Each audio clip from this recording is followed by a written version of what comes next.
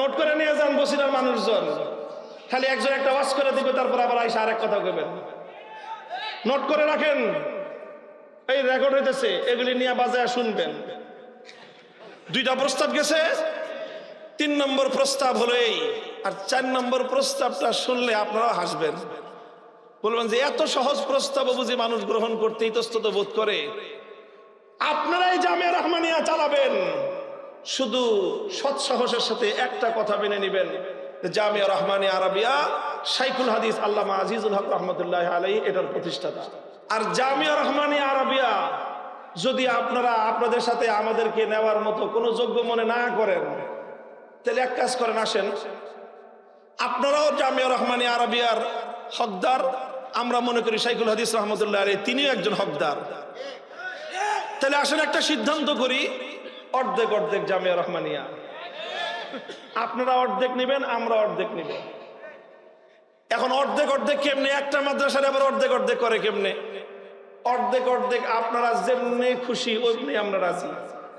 আর আমাদেরকে যদি জিজ্ঞাসা করেন, তাহলে আমাদের ফর্মুলা হলো যে কোনো এক পক্ষ ওই জামিয়া রহমানিয়া আরাবিয়ার যে ভবন আছে, ওই যা মাদ্রাসা আছে সব কিছু যে কোনো আপনারা নিতে চাইলে আপনারা, আমাদেরকে দিতে চাইলে আমরা, বিনিময়ে রহমানিয়া মাদ্রাসার 16 কাঠা জমিন, 5 তলা ভবন, এটার বর্তমান মার্কেট ভ্যালু যা আসে সেই মার্কেট ভ্যালুর 60% অপর পক্ষকে মাদ্রাসা করার জন্য, ভবন করার জন্য দিয়ে দিবে।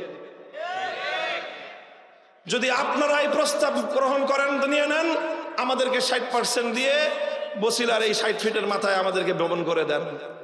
আর যদি আমাদেরকে দেন, আমরা জামিয়া রহমানিয়ার ভবন এর জমির যা মূল্য হয় সেই মূল্যের 60% দিয়ে আপনাদের আবরার রহমানিয়ায় যদি আরো জায়গা থাকে, ওখানে জায়গা না থাকলে জায়গা কিনে যেখানে আপনার পছন্দ হয় সেখানে বিল্ডিং করে দিব। 3 নম্বর প্রস্তাব এটা। আসেন, আমরা আপনাদের ছাত্র, আপনাদের হাতে গড়া ছাত্র, আমরা আপনাদের আদর্শ থেকে সরে যাই নাই, আপনাদের নেতৃত্ব মেনে 3টা মাদ্রাসা একসাথে চালাবো। আমাদের রহমানিয়া আজিজিয়া আপনার হাতে তুলে দিব, আপনারা শুধু আমাদেরকে সাথে রাখবেন। আমরা এত অকর্মণ্য, এত অযোগ্য হয়ে যাই নাই যে হুজুর আপনাদের সাথে থাকার মতো কাজ করতে পারবো না। এত অযোগ্য এই জাতি আমাদেরকে মনে করে না, আর আমরাও মনে করি না। আমরা মনে করি অন্তত আপনাদের শিষ্য হিসেবে, আপনাদের সহকারী হিসেবে কাজ করার মতো যোগ্যতা অন্তত আছে আমাদের। কথা বলেন ঠিক না বেঠিক? মাহফুজ সাহেবের মতো মানুষ গোটা বাংলাদেশের সমস্ত আলেম ওলামারা মিলে বাংলাদেশের আলেমদের নাভির উপর বসিয়ে দিয়ে বেফাকুল মাদারিসের মহাসচিব বানায় দিয়ে গোটা বাংলাদেশ তার নেতৃত্বে পরিচালিত হচ্ছে। আপনাদেরই তো ছাত্র, আপনাদেরই তো অহংকার। এরকম মাহফুজ সাহেবের মতো একজন মানুষকে আপনি আপনার নায়েবে মুহতামিম পাবেন। বুঝতে পারছেন? 2 নম্বর প্রস্তাব, আবরার রহমানিয়া হুজুররা চালাবেন, রহমানিয়া আজিজিয়া আমরা চালাবো, আর জামিয়া রহমানিয়া আরাবিয়া একসাথে চালাবো। ওই একসাথে চালানো নেতৃত্ব থাকবে হুজুরদের হাতে।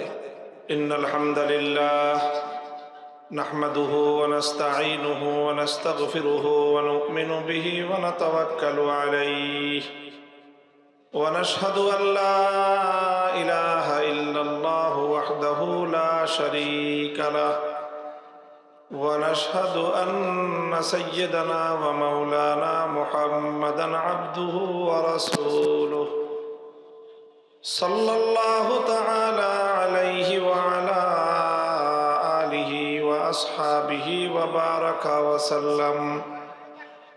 وبارك وسلم تسليما كثيرا. أما بعد فأعوذ بالله من الشيطان الرجيم. بسم الله الرحمن الرحيم. هو الذي بعث في الأميين رسولا منهم يتلو عليهم آياته ويزكيهم ويعلمهم الكتاب والحكمة وإن كانوا من قبل لفي ضلال مبين. بارك الله لنا ولكم في القرآن العظيم ونفعنا وإياكم بالآيات والذكر الحكيم. اللهم صل على محمد وعلى آل محمد كما صليت على إبراهيم وعلى آل إبراهيم إنك حميد مجيد. اللهم بارك على محمد وعلى آل محمد كما باركت على إبراهيم وعلى آل إبراهيم إنك حميد مجيد.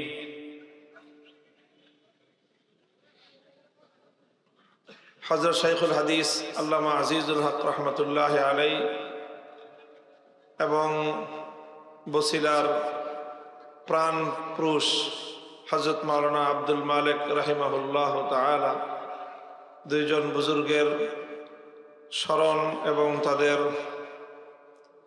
রূহের উপর ইসালে সওয়াবের উদ্দেশ্যে ঐতিহ্যবাহী বসিলার এলাকাবাসীর উদ্যোগে আয়োজিত আজকের এই আজিম শান ওয়াজ ও দোয়ার মাহফিলে উপস্থিত হযরত উলামায়ে কেরাম, বসিলার সম্মানিত মুরব্বীগণ, সর্বস্তরের বসিলাবাসী, প্রাণপ্রিয় ছাত্র বন্ধুগণ, আমার জামিয়া রহমানিয়া আরাবিয়া, জামিয়া রহমানিয়া আজিজিয়া এবং জামিয়াতুল আবরার রহমানিয়া মাদ্রাসা, এই তিন মাদ্রাসার ছাত্ররা হলো বিশেষভাবে আজকে আমাদের এই আলোচনার তারা উপলক্ষ। যতদূর পর্যন্ত মাইকের আওয়াজ পৌঁছতেছে, অল্প কিছু সময় তাদের সকলকে আমাদের আলোচনা শুনবার জন্য অনুরোধ করতেছি। পবিত্র কোরআনে পাকের সূরাতুল জুমআ থেকে যে আয়াতটি আমি তেলাওয়াত করেছি, এই আয়াতের মধ্যে মাকসাদে বিআসাতে রাসূল অর্থাৎ রাসূলুল্লাহ সাল্লাল্লাহু আলাইহি ওয়াসাল্লামের আগমনের উদ্দেশ্য বর্ণনা করা হয়েছে এবং রাসূল সাল্লাল্লাহু আলাইহি ওয়াসাল্লামের জীবনের কর্মসূচিগুলোকে খুব সংক্ষিপ্তভাবে তুলে ধরা হয়েছে। আল্লাহ রাসূল সাল্লাল্লাহু আলাইহি ওয়াসাল্লাম 23 বছরের মেহনতের মাধ্যমে, 23 বছরের তার অবদান এবং কর্মের মাধ্যমে তিনি একটি জাহেলি বর্বর সমাজকে পৃথিবীর সর্বোন্নত মানবিক এবং আদর্শ সমাজে তিনি পরিণত করেছিলেন। তিনি যেই সমাজে এসেছিলেন তারা ছিল বর্বর, তারা ছিল জাহেল, তারা ছিল অজ্ঞ, বর্বরতার অন্ধকারে নিমজ্জিত। সেই সমাজগুলোকে, সেই মানুষগুলোকে নবী আকরাম সাল্লাল্লাহু আলাইহি ওয়াসাল্লাম এমন পরিবর্তন করেছিলেন যে সেই মানুষগুলো পৃথিবীর ইতিহাসে সর্বশ্রেষ্ঠ মানুষে পরিণত হয়েছিল। সেই সমাজটা কিয়ামত পর্যন্ত সমগ্র মানব জাতির জন্য আদর্শ সমাজে পরিণত হয়েছিল। তো কি করেছিলেন আল্লাহর নবী যেই কাজের মাধ্যমে এরকম বর্বর মানুষ সোনার মানুষ হয়ে যায়, জাহেলি সমাজ আলোকিত সমাজে পরিণত হয়? কিসের মাধ্যমে, কোন কর্মকাণ্ডের মাধ্যমে?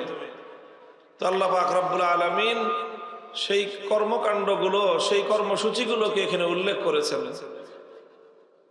সেই উল্লেখের ক্ষেত্রে 4টি কর্মসূচির কথা আল্লাহ পাক উল্লেখ করেছেন, যেই 4 কর্মসূচির মাধ্যমে নবী আকরাম সাল্লাল্লাহু আলাইহি ওয়াসাল্লাম তিনি তার অবিস্মরণীয় বিপ্লব সাধন করেছিলেন। তিনি ইনকিলাব এনেছিলেন বিশ্ববাসীর ভাগ্যাকাশে। সেই ইনকিলাবের যে মূল 4 পিলার, 4 বুনিয়াদ কোরআনে পাকের এই আয়াতের মধ্যে বর্ণিত হয়েছে। একটা বিষয় লক্ষণীয় যে রাসূলুল্লাহ সাল্লাল্লাহু আলাইহি ওয়াসাল্লামের জীবনের যে কর্মসূচি চতুষ্টয় এখানে বর্ণনা করা হয়েছে, 4টা কর্মসূচির মূল কেন্দ্রবিন্দু একটা জিনিস, একটা বিষয়, সেটা হলো কিতাবুল্লাহ। সেটা কি? কিতাবুল্লাহ তথা কোরআনে কারীম। কোরআনে কারীম কিতাবুল্লাহকে কেন্দ্র করেই নবী আকরাম সাল্লাল্লাহু আলাইহি ওয়াসাল্লামের জীবনের মৌলিক কর্মসূচিগুলো প্রতিপালিত হয়েছে এবং তিনি যা কিছু করার এই কিতাবুল্লাহকে কেন্দ্র করেই আল্লাহর নবী দুনিয়াতে এই অমূল্য এবং অসাধারণ পরিবর্তন এনেছিলেন। আল্লাহর কোরআনে তাই বলেছে, হুয়াল্লাযী বাআসা ফিল উম্মিয়্যিনা রাসূলাম মিনহুম ইয়াতলু আলাইহিম আয়াতিহি ওয়া ইউযাক্কিহিম ওয়া ইউআল্লিমুহুমুল কিতাবা ওয়াল হিকমাহ ওয়া ইন কানু মিন ক্বাবলু লাফী দালালিম মুবিন। আল্লাহর পয়গম্বরের প্রথম কর্মসূচি ছিল তেলাওয়াতে কিতাবুল্লাহ, কোরআনে পাকের তেলাওয়াত। কোরআন তেলাওয়াত করে তিনি শোনাবেন, দুনিয়ার মানুষের কানে কানে আল্লাহর কোরআনের তেলাওয়াতের আওয়াজ পৌঁছে দিবেন। প্রতিটি মানুষের কর্ণকুহরে যেন কোরআনের তেলাওয়াতের আওয়াজ পৌঁছে যায়। এটা ছিল রাসূল আকরাম সাল্লাল্লাহু আলাইহি ওয়াসাল্লামের সবচেয়ে বুনিয়াদি এবং সবচেয়ে শক্তিশালী কর্মসূচি, শুধু কোরআনের তেলাওয়াত। এটা একটা স্বয়ং সম্পূর্ণ কর্মসূচি। একজন মানুষ সে কোরআনের তেলাওয়াত যখন করে তো নববী প্রথম কর্মসূচি পালিত হয়। রাসূল সাল্লাল্লাহু আলাইহি ওয়াসাল্লামের প্রথম কাজই ছিল যে মানুষ অর্থ বুঝুক বা না বুঝুক, মর্ম বুঝুক বা না বুঝুক, ব্যাখ্যা বুঝুক বা না বুঝুক, শুধুমাত্র কোরআনে পাকের তেলাওয়াত, এটাই ছিল রাসূল সাল্লাল্লাহু আলাইহি ওয়াসাল্লামের প্রথম কর্মসূচি। অনেক মানুষ, অনেকে আছে না বুঝে এমন একটা কথা বলে ফেলে, বা এমন কিছু মানুষ আছে যারা মনে করে যে কোরআন না বুঝে পড়লে বুঝি কোনো ফায়দা নাই, কোনো লাভ নাই। অনেকে তো এর চেয়ে আরো অগ্রসর হয়ে খুব আপত্তিকর একটা কথা বলে যে তোতা পাখির মতো কোরআনে পাক, এটা মুখের মধ্যে ঠোঁট নাড়ায় কি লাভ, তোতা পাখির মতো রটনা করে কি লাভ, কোরআনে কি বলেছে বুঝতে হবে। কোরআনে কি বলা হয়েছে সেটা বুঝতে হবে কি হবে না সেটার পরের আলোচনায় আসছি আমরা, সেটা দ্বিতীয় দফার কর্মসূচিতে আসতেছি।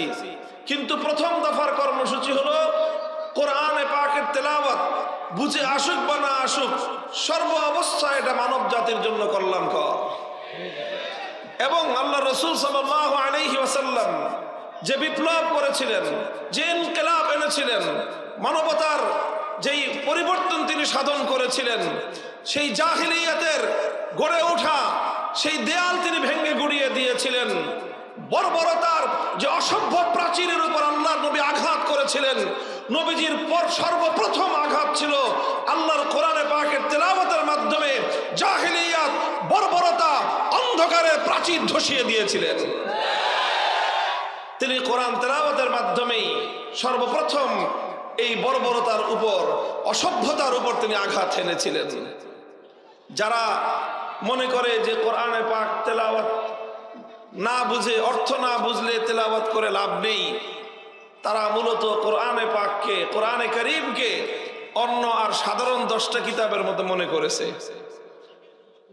দুনিয়ার সাধারণ কিতাব না বুঝে পড়লে কোনো লাভ নাই, সাধারণ বইপত্র না বুঝে পড়লে লাভ নাই।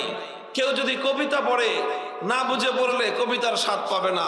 কেউ যদি গল্প পড়ে, গল্পের বই পড়লো না বুঝে পড়লো, গল্পের মর্ম বুঝবে না। কেউ যদি উপন্যাস পড়ে, উপন্যাসের অর্থ যদি না বুঝে, চরিত্রগুলোকে সে ধারণ করতে পারবে না। কেউ যদি সাহিত্যের কিতাব না বুঝে পড়ে, সাহিত্যের রস সে পাবে না। কেউ যদি দর্শনের কি বই না বুঝে পড়ে, দর্শন শাস্ত্র সে বুঝতে পারবে না। কেউ যদি বিজ্ঞানের বই না বুঝে পড়ে, বিজ্ঞান সম্পর্কে ধারণা সে পাবে না। কেউ যদি মেডিকেল সায়েন্সের বই না বুঝে পড়ে, ডাক্তার হতে পারবে না। পৃথিবীর সকল বিষয়ের বই বুঝে পড়লে লাভ আছে, না বুঝে পড়লে লাভ নাই। এক্সেপ্ট আল কোরআন, একমাত্র গ্রন্থ পৃথিবীতে কোরআনে পাক, বুঝে পড়লেও লাভ আছে, না বুঝে পড়লেও শুধু কোরআনের তেলাওয়াত একজন মানুষের বদ্ধ দুয়ার, হৃদয়ের বদ্ধ দুয়ার খুলে তার হৃদয়ে হেদায়েতের আলো প্রজ্বলিত করবে।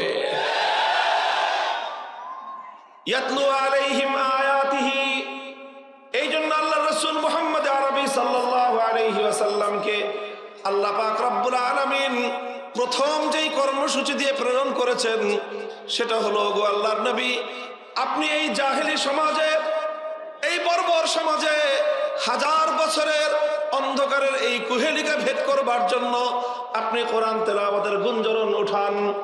কোরআন তেলাওয়াত গুঞ্জরিত হতে থাক, মানুষের কানে কানে আল্লাহর কোরআনের তেলাওয়াতের আওয়াজ পৌঁছতে থাকুক। এইভাবে যখন মানুষের কর্ণকুহর দিয়ে আল্লাহর কোরআনের তেলাওয়াত পৌঁছতে থাকলো, এই কোরআন কানের মধ্যে ঢুকে, কানের মধ্যে বসে থাকে নাই, কান দিয়ে ঢুকে মানুষের হৃদয়ের বদ্ধ দুয়ারে গিয়ে কোরআন এনেছে। আর অসংখ্য মানুষ শুধুমাত্র আল্লাহর কোরআনের তেলাওয়াত শুনেই হেদায়েত লাভ করেছেন। হযরত আবু বকর রাদিয়াল্লাহু আনহু তিনি একবার মক্কা থেকে খুব বিরক্ত হয়ে চলে যাচ্ছেন, রাগান্বিত হয়ে যে মক্কায় আর থাকবেন না। রাস্তায় এক লোকের সাথে দেখা, একজন সর্দার, প্রভাবশালী একজন মানুষ, ইবনু দাগিনা তার নাম। তিনি এসে বলেন, আবু বকর কোথায় যান আপনি? পরে জানা, আমি আর মক্কায় থাকবো না, মক্কার মানুষ আমাকে অনেক অত্যাচার করেছে, ত্যক্ত বিরক্ত করে আমাকে একেবারে শেষ করে দিয়েছে, আর মক্কায় থাকা যাবে না, আমি চলে যাচ্ছি অন্য কোথাও। ইবনু দাগিনা বললেন যে, না আবু বকর, আপনার মতো একজন মানুষ মক্কা ছেড়ে চলে যেতে পারে না। আপনি হলেন এমন একজন মানুষ যার বৈশিষ্ট্যই হলো মানুষের উপকার করা, মানুষের দুঃখের সময় তার পাশে দাঁড়ানো, অভাবী মানুষকে সাহায্য করা আপনার কাজ। আপনার মতো এরকম সোনার মানুষ যদি মক্কা থেকে চলে যায়, এটা মক্কাবাসীর জন্য কলঙ্ক হবে, মক্কার দুর্নাম হবে যে মক্কার লোকেরা সব দুষ্ট। আবু বকরের মতো একজন সোনার মানুষকে তারা তাদের কাছে রাখতে পারে নাই। কাজে এই জন্য আপনি যায়েন না, চলেন দেখি কি সমস্যা, আমি আপনার সমস্যার সমাধান করে দেব। ইবনু দাগিনা আবু বকর রাদিয়াল্লাহু আনহুকে নিয়ে মক্কায় ফিরে আসলেন। ফিরে এসে মক্কাবাসীদেরকে ডাকলেন, বলেন কি ব্যাপার, তোমরা আবু বকরের মতো এরকম একজন মোমের মতো নরম মানুষ, সোনার মতো সুন্দর মানুষ, এই মানুষটাকে তোমরা উত্ত্যক্ত করতে করতে আজকে মক্কা থেকে সে চলে যাওয়ার উপক্রম, ঘটনা কি? তখন মক্কার লোকেরা বলল যে, দেখেন আবু বকর মানুষ তো ভালো, মানুষ তো ভালো, কিন্তু সে যেই সব কাজ করে এগুলো তো আমরা মানতে পারি না। সে অনেক কিছু করেছে, সে আমাদের বাপদাদার ধর্ম ত্যাগ করে মুহাম্মদের ধর্ম গ্রহণ করেছে সাল্লাল্লাহু আলাইহি ওয়াসাল্লাম। আমরা না হয় এটাও মেনে নিলাম। সে সেই মুহাম্মদের ধর্ম প্রচার করে, আমরা না হয় সেটাও মেনে নিলাম। সে মুহাম্মদের উপর নাজিলকৃত কিতাব এটা সে তেলাওয়াত করে, আমরা না হয় সেটাও মেনে নিলাম। কিন্তু কথা হলো যে সে যদি মক্কায় থাকতে হয় আমাদের একটা শর্ত মানতে হবে। কি শর্ত? বলে যে সে যে কোরআন তেলাওয়াত করে ঘরের বারান্দায় দাঁড়ায়, এই ঘরের বারান্দায় তেলাওয়াত করতে পারবে না, তার তেলাওয়াত করতে হবে ঘরের ভিতরে। তেলাওয়াত যত ইচ্ছা তত করুক, কিন্তু ঘরের ভিতরে দরজা জানলা বন্ধ করে দিয়ে কোরআন তেলাওয়াত করতে হবে। কেন ভাই, কি সমস্যা? ঘরের মালিক আবু বকর, বারান্দার মালিকও তা সে নিজেই। তো সে কোরআন তেলাওয়াত করবে, ঘরের ভিতরে করবে না বারান্দায় করবে, তাতে তোমাদের সমস্যা কি? কয় না, আমাদের সমস্যা আছে। কি সমস্যা? বলে যে আবু বকর সিদ্দিক যখন কোরআনে পাকের তেলাওয়াত করতে আরম্ভ করে, আবেগ মাখা কণ্ঠে যখন উন্মুক্ত বারান্দায় দাঁড়িয়ে, উঠোনের উপর দাঁড়িয়ে আল্লাহর কালামুল্লাহ যখন আবু বকর সিদ্দিক তেলাওয়াত করতে আরম্ভ করেন, তখন এই আবু বকরের আবেগ মাখা কণ্ঠের তেলাওয়াতের মধ্যে এমন মন্ত্রমুগ্ধের মতো জাদু মাখানো এই তেলাওয়াত মানুষের হৃদয়গুলোকে এমন ভাবে আকৃষ্ট করতে থাকে, লোহাকে যেরকম চুম্বক তার নিজের দিকে টানতে থাকে, আবু বকরের কোরআনের তেলাওয়াত গোটা মক্কার সমস্ত মানুষগুলোকে তার দিকে এইভাবে আকর্ষণ করতে থাকে। আমরা ঘরগুলোর মধ্যে আমাদের শিশুদেরকে পর্যন্ত বেঁধে রাখতে পারি না, সব বাধা মারিয়ে সমস্ত প্রতিবন্ধকতাকে উপেক্ষা করে আমাদের ঘরগুলো থেকে ছোট ছোট বাচ্চারা পর্যন্ত আবু বকরের কোরআন তেলাওয়াত শোনার জন্য তার বাড়ির পাশে গিয়ে ভিড় জমায়। আমরা এটা বরদাস্ত করতে পারবো না যে আবু বকর এইভাবে মক্কার মধ্যে থেকে তেলাওয়াতে কোরআনের মাধ্যমে সে আমাদের গোটা সমাজ ব্যবস্থাকে ভেঙ্গে চুরে খান খান করে দিবে, আমাদের এত চেষ্টাকে সে বরবাদ করে দিবে। আমরা তো এটা মানতে পারি না। মুহতারাম হাজিরিন, এই ঘটনা প্রমাণ করে যে আল্লাহর কোরআনের তেলাওয়াতের ইফেক্টিভনেস কত, এর প্রভাব কত। আল্লাহর কসম খেয়ে বলি, শুধুমাত্র কোরআনে পাকের তেলাওয়াত পৃথিবীতে এমন শক্তি রাখে, এই আসমান এবং জমিনের মধ্যে আর কোনো কিছুর মধ্যে সেই শক্তি নাই। মানুষের হেদায়েতের জন্য, মানুষের পাষাণ হৃদয়কে মোমের মতো বিগলিত করে দেওয়ার জন্য এই মহাবিশ্বের মধ্যে আল কোরআনের তেলাওয়াতের চেয়ে উত্তম আর কোনো কিছুই থাকতে পারে না। এই জন্য আল্লাহ পাক রব্বুল আলামিন রাসূল আকরাম সাল্লাল্লাহু আলাইহি ওয়াসাল্লামকে সর্বপ্রথম যে কর্মসূচি দিয়েছেন সেটা হলো ইয়াতলু আলাইহিম আয়াতিহি, তেলাওয়াত শুরু করেন, মানুষের কাছে কানে কানে তেলাওয়াতের আওয়াজ পৌঁছে দিন, ঘরে ঘরে আল্লাহর কোরআনের তেলাওয়াত গুঞ্জরিত হোক। দেখবেন সমস্ত বাতিল, সমস্ত মিথ্যা, সমস্ত অন্ধকার এই কোরআনে পাকের তেলাওয়াতের আওয়াজে সব ধীরে ধীরে দূরীভূত হতে থাকবে। আলহামদুলিল্লাহ, এই কোরআনের তেলাওয়াত এখনো আমাদের সমাজে কিছুটা হলেও আছে। আছে না নাই? কিসের মাধ্যমে আছে? আমাদের সমাজে বর্তমানে কোরআনে পাকের এই তেলাওয়াত জিন্দা আছে আমাদের বিশেষভাবে সবচেয়ে বেশি এই কওমি মাদ্রাসাগুলোর মক্তব এবং হেফজখানার মাধ্যমে। মক্তব এবং হেফজখানার মাধ্যমে।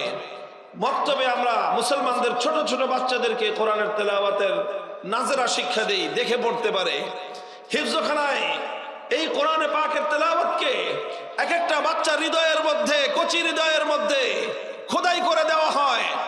আর এভাবে এই সকল বাচ্চারা মুসলিম সমাজে বিচরণ করতে থাকে, মুসলমানদের ঘরে ঘরে তারা চলতে থাকে, তাদের মুখে মুখে আল্লাহর কোরআন উচ্চারিত হতে থাকে। আর এভাবে কোরআনের তেলাওয়াতের মাধ্যমে মুসলিম সমাজের মধ্যে আলো বিকিরণ হতে থাকে। কথা বলেন ঠিক না বেঠিক? তবে এখনো সমাজের বিশাল একটা অংশ কোরআনের তেলাওয়াতের এই নূর থেকে বঞ্চিত রয়ে গেছে।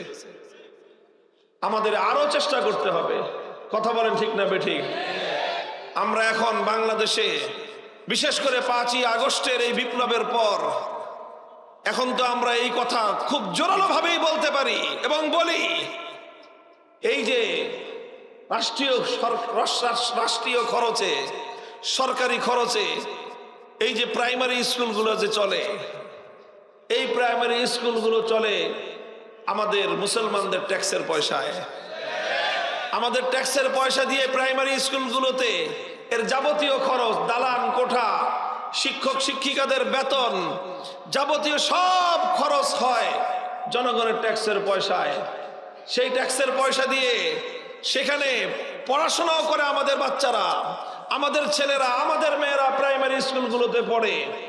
আর সেই প্রাইমারি স্কুলগুলোতে আমাদের বাচ্চাদেরকে আমাদের পয়সা দিয়ে বাংলা পড়ানোর জন্য টিচার আছে, ইংলিশ পড়ানোর টিচার আছে, অঙ্ক পড়ানোর টিচার আছে, ম্যাথমেটিক্স পড়ানোর টিচার আছে, তাদেরকে আবার সেই বিজ্ঞান পড়ানোর টিচার আছে, তারপরে তাদেরকে পিটি করানোর টিচারও আছে।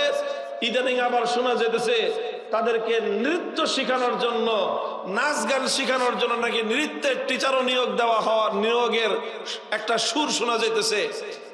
জানি না এই সুর যদি বাস্তবায়ন হয় তাহলে বাংলাদেশে যে কোন আগুন লাগবে আমার জানা নাই।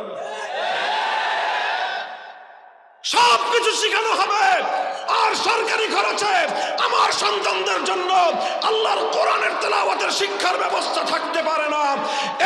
এই দৃশ্য বেশি দিন বরদাস্ত করা যাবে না।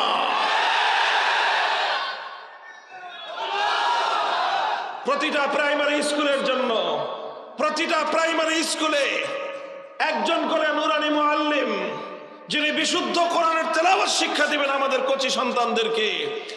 এইরকম শিক্ষার ব্যবস্থাপনা হওয়া দরকার আছে না নাই? সবাই যার যার জায়গা থেকে আওয়াজ উঠান, সবাই যার যার জায়গা থেকে এই কথাটা সরকারকে বোঝান, রাষ্ট্রকে বোঝান। এটা শুধু আলেমদের দায়িত্ব না। আলেমদের ছেলে পেলে তো অধিকাংশ মাদ্রাসায় পড়ে, আমাদের সন্তানরা তো মাদ্রাসায় পড়ে আলহামদুলিল্লাহ। তো যাদের সন্তান বেশিরভাগ স্কুলে পড়ে, এটা তো আপনাদের কথা বলা উচিত। আপনারা স্কুলে যান, যে হেডমাস্টারকে বলেন, ম্যানেজিং কমিটিকে বলেন, গোটা এলাকাবাসী, স্কুলের শিক্ষক শিক্ষিকা, ম্যানেজিং কমিটির সদস্য, তারপরে এলাকাবাসী, রাজনৈতিক নেতা, তারপরে সুশীল সমাজ, জ্ঞানী বিজ্ঞানী যারা আছেন সবাই, প্রশাসনের লোকজন এই যৌক্তিক কথাটা বোঝান যে প্রাইমারি স্কুলগুলোতে কোরআনের বিশুদ্ধ তেলাওয়াত শিক্ষা দেওয়ার জন্য একজন বিশুদ্ধ তেলাওয়াতের শিক্ষক নিয়োগ পাওয়া চাই। এইভাবে যদি কোরআনের তেলাওয়াতটাকে যদি ব্যাপক করা যায় জাতির মধ্যে, তাহলে ইনশাআল্লাহ জাতির অন্ধকার, জাতির মধ্যকার অসভ্যতা, বর্বরতা, কুফরি, শিরকি, নাস্তিকতা অনেকাংশেই দূরীভূত হয়ে যাবে ইনশাআল্লাহ। তাহলে কোরআনে পাক তেলাওয়াত এটা হলো প্রথম কর্মসূচি। আল্লাহ রাসূল সাল্লাল্লাহু আলাইহি ওয়াসাল্লাম যেই কাজের মাধ্যমে দুনিয়াতে তিনি তার ঐতিহাসিক বিপ্লব সাধন করেছিলেন, মানবতার কল্যাণ সাধন করেছিলেন, তার সর্বপ্রথম কাজ ছিল ইয়াতলু আলাইহিম আয়াতি। 2 নম্বর কর্মসূচি ছিল আল্লাহর পয়গম্বরের ওয়া ইউআল্লিমুহুমুল কিতাব, তালিমে কিতাব।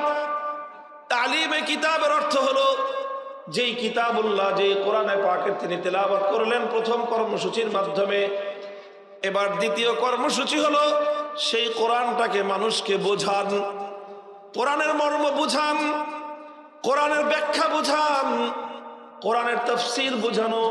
এটা ছিল রাসূল সাল্লাল্লাহু আলাইহি ওয়াসাল্লামের 2 নম্বর দায়িত্ব, 2 নম্বর কর্মসূচি। আলহামদুলিল্লাহ, নবী আকরাম সাল্লাল্লাহু আলাইহি ওয়াসাল্লাম উম্মতকে আল্লাহর কোরআনের মর্ম বুঝিয়েছেন, অর্থ বুঝিয়েছেন, ব্যাখ্যা বুঝিয়েছেন। যেভাবে বোঝাতে হয় আল্লাহর নবী সেভাবেই বুঝিয়েছেন। তালিমে কিতাব অর্থ হলো আল্লাহর কোরআনে পাকের মর্ম বোঝানো।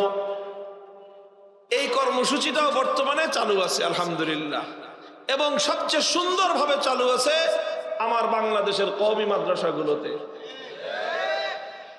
যেই কয়টা মাদ্রাসার নাম নিলাম এগুলোতেও আছে, অন্য সব মাদ্রাসাতেই আছে। মাদ্রাসাগুলোতে উম্মতের কাছে কোরআনের মর্ম বোঝানোর জন্য, কোরআনের মর্ম পৌঁছানোর জন্য সব ধরনের মেহনত এবং চেষ্টা আছে, আছে না নাই? ওলামায়ে কেরাম এই মাদ্রাসা থেকে কোরআনে পাকের তাফসীর শিখে, কোরআনে পাকের ইলম হাসিল করে তাফসীরুল কোরআন মাহফিলগুলোর মাধ্যমে বাংলার প্রত্যন্ত অঞ্চলে, পাড়ায় পাড়ায়, মহল্লায় মহল্লায় মানুষের কাছে কোরআনে পাকের মেসেজ, কোরআনের বার্তা মানুষের কাছে পৌঁছে দেয়। মসজিদে মসজিদে ওলামায়ে কেরাম তাফসীরের মাধ্যমে মুসল্লিদের কাছে কোরআনের বার্তা পৌঁছে দেয়। এরপরে ওলামায়ে কেরাম তাফসীরুল কোরআন লিখে লিখে মানুষের হাতে হাতে পৌঁছে দেয়। মানুষ নিজেরা কোরআনের তাফসীর পড়ে পড়ে কোরআনের মর্ম বুঝতে পারে। অনুবাদ লিখে লিখে মানুষের কাছে পৌঁছে দিয়েছে। মানুষ আলেমদের লিখিত সেই অনুবাদ পড়ে পড়ে তারা কোরআনে পাকের অনুবাদ এবং কোরআনের মর্ম এবং তার অর্থ বুঝতে পারে। কথা বলেন ঠিক কিনা? মুহতারাম হাজিরিন, এই জায়গাটায় বড় আফসোসের একটা কথা আমার আছে। সেটা হলো এই আমাদের অসংখ্য মানুষ আছে আমাদের সমাজে, শিক্ষার অভাব নাই, প্রচুর পড়াশোনা করেছে, হাজার হাজার বই পড়েছে সাহিত্যের, কেউ পড়েছে গল্পের বই, কেউ পড়েছে উপন্যাসের বই, কেউ পড়েছে সায়েন্সের বই, কেউ মেডিকেল সায়েন্সের বই পড়েছে, হাজার হাজার বই তার জীবনে পড়াশোনা করেছে। কিন্তু তার সারাটা জীবনে একটা বার আল্লাহর কোরআন শুরু থেকে শেষ পর্যন্ত, সূরা ফাতিহা থেকে সূরা নাস পর্যন্ত আল্লাহর পক্ষ থেকে প্রেরিত এই মহাগ্রন্থের অনুবাদটুকু পড়ার তার সৌভাগ্য হয় নাই। আছে না নাই? এটা তার মুসলমানের জন্য, একজন মুমিনের জন্য এর চেয়ে বড় লজ্জার আর কোনো বিষয়ই থাকতে পারে না। যে আল্লাহ পাক তোমার কাছে একটা বার্তা পাঠালেন, তোমার জন্য, তোমার হেদায়েতের জন্য আল্লাহ একটা কিতাব নাজিল করলেন। তোমার আল্লাহ, তোমার রব তোমাকে কি বললেন তুমি অন্তত একবার একটু পড়ে দেখবার চেষ্টা করলে না? একটা বার তোমার রবের, রহমান রহিম রবের বার্তাটা, তার পক্ষ থেকে নাজিলকৃত কিতাবের মর্মটা একবার বুঝবার চেষ্টা করলে না? মুসলমান, তোমার জন্য এটা চরম লজ্জার বিষয়।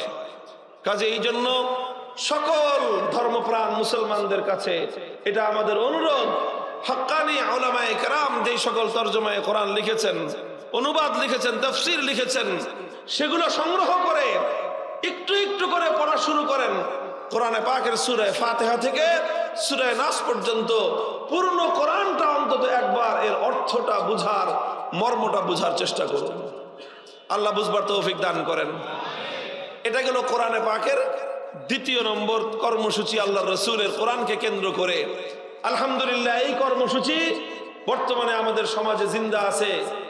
বিশেষ করে কওমি মাদ্রাসার মাধ্যমে আমরা 10 বছরের দীর্ঘ পাঠ্যসূচির মাধ্যমে আমরা মুসলমানদের সন্তানদেরকে এই মাদ্রাসাগুলোর মাধ্যমে কোরআনে পাকের মর্ম বোঝানোর চেষ্টা করি। কথা বলে ঠিক কিনা? 10 বছরের এই শিক্ষা সিলেবাসের মাধ্যমে মূল উদ্দেশ্যই হলো মুসলমানের সন্তানদেরকে কোরআনের মর্ম বোঝানো, কোরআনের ব্যাখ্যা বোঝানো, কোরআনের তাফসীর এই পরিমাণ তারা যেন বুঝতে পারে যে গোটা জাতিকে যেন তারা সেই ব্যাপারে আবার বোঝাতে পারে, জানাতে পারে। এবং সেই মেহনত চলতেছে, ইনশাআল্লাহ অব্যাহতভাবেই চলবে। আল্লাহর পয়গম্বরের 3 নম্বর কর্মসূচি হলো ওয়ায়ুআল্লিমুহুমুল কিতাবা ওয়াল হিকমাহ, তালিমে হিকমত। তালিমে হিকমত এটা হলো নবীজির 3 নম্বর কাজ। তালিমে হিকমতের অর্থ কি? তালিমে হিকমতের অর্থ হলো কোরআন যখন নাজিল হলো, আল্লাহর নবী 1 নম্বর কর্মসূচির আওতায় তেলাওয়াত করলেন, 2 নম্বর কর্মসূচির আওতায় সেই কোরআনের মর্ম এবং ব্যাখ্যা উম্মতকে বোঝালেন। শুধু ব্যাখ্যা বুঝিয়ে দিয়েই আল্লাহর নবীর দায়িত্ব ক্ষান্ত হয় নাই, বরং 3 নম্বর দায়িত্ব হলো আল্লাহর নবীর যে কোরআনে পাকের এক একটা বিধান, কোরআনে পাকের এক একটা হুকুম, আল্লাহর এক একটা হুকুম এবং এক একটা বিধান, এটা শুধুমাত্র আল্লাহর নবী মুখে বলে দিয়েই তার দায়িত্ব ক্ষান্ত করেন নাই, বরং আল্লাহর কোরআনের অনেক বিধান এমন রয়েছে এটা শুধুমাত্র মুখে বললে উম্মত বুঝতে পারবে না। এই জন্য আল্লাহর পক্ষ থেকে তার নবীর উপর দায়িত্ব আর জিম্মাদারি হলো যেই বিষয়গুলো থিওরিটিক্যাল বললে উম্মত বুঝবে না, সেই বিষয়গুলোকে আপনি প্র্যাকটিক্যাল ভাবে উম্মতকে শিখিয়ে দিন। তালিমে হিকমতের অর্থ হলো কোরআনে পাকের প্র্যাকটিক্যাল এক্সপ্লেনেশন। একটা হলো তালিমে কিতাব, এটা হলো থিওরিটিক্যাল এক্সপ্লেনেশন, আর তালিমে হিকমত এটা হলো প্র্যাকটিক্যাল এক্সপ্লেনেশন। একটা হলো কোরআনে পাকের মর্ম বোঝানো, আর একটা হলো কোরআনে পাকের বাস্তব রূপ দেখানো। এটাই হলো তালিমে হিকমত। রাসূল আকরাম সাল্লাল্লাহু আলাইহি ওয়াসাল্লাম সেটা করেছেন এবং উম্মতকে সেটা বুঝিয়ে দিয়েছেন। যদি আল্লাহর নবী না বোঝাতেন তাহলে কোরআনের অনেক বিধান দুনিয়ার মানুষ বুঝতেই পারতো না। যেরকম ধরেন নামাজ, সালাতের বিধান আল্লাহর পক্ষ থেকে নাজিল হয়েছে, যেটা ইসলামের সবচেয়ে গুরুত্বপূর্ণ হুকুম। ঈমানের পরে সবচেয়ে গুরুত্বপূর্ণ বিধান হলো নামাজের বিধান। এই নামাজের বিধান যদি আল্লাহর নবী শুধু বলে দিতেন, দুনিয়ার মানুষ শুনে শুনে আল্লাহর নবীর মতো কোরআনের হুকুম পালন করতে পারতো না। দুনিয়ার মানুষ শুনে শুনে আল্লাহর কোরআনের বিধান, নামাজের বিধানটাই পালন করতে পারতো না। এই জন্য নবী আকরাম সাল্লাল্লাহু আলাইহি ওয়াসাল্লাম কি করেছেন? আল্লাহর নবী উম্মতকে একত্রিত করেছেন। একত্রিত করে তারপরে তাদের সামনে আল্লাহর নবী নিজে নামাজ পড়ে দেখিয়ে দিয়েছেন, রুকু করে দেখিয়েছেন, সেজদা করে দেখিয়েছেন, তাহরিমা বেঁধে দেখিয়েছেন, সালাম ফিরায় দেখিয়ে দিয়েছেন। সব কিছু দেখিয়ে উম্মতকে নির্দেশ দিয়েছেন, সাল্লু কামা রাআইতুমুনি উসাল্লি, উম্মত ওইভাবে নামাজ পড়বা যেভাবে আমাকে নামাজ পড়তে দেখেছে।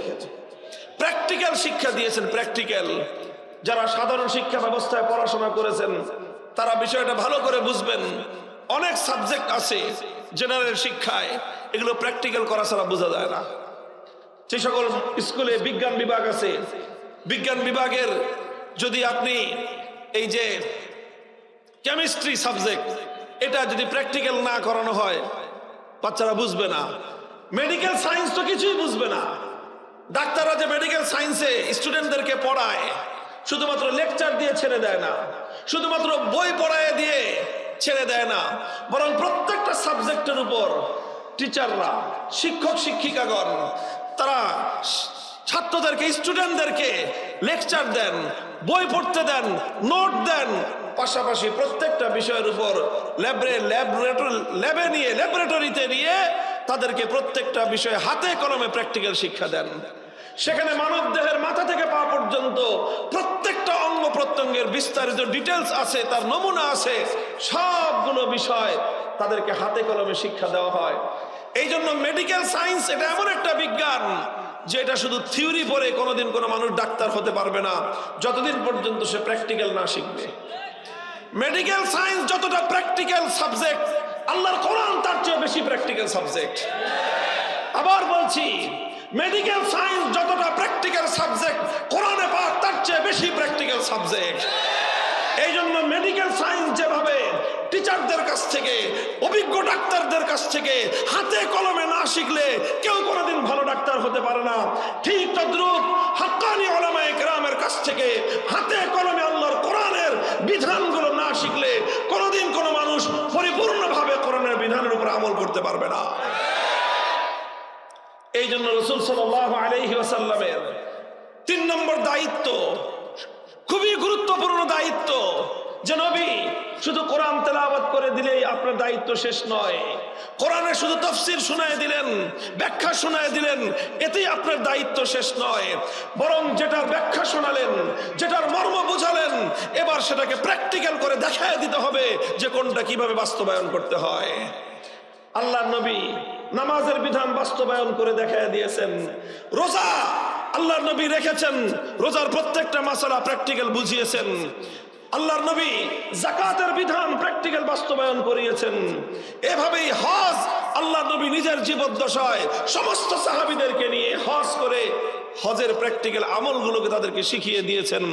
ঠিকভাবে জিহাদের ময়দানে গিয়ে আল্লাহর নবী প্র্যাকটিক্যালি জিহাদ করে উম্মতকে জিহাদের সঠিক শিক্ষা এবং তালিম দিয়েছেন।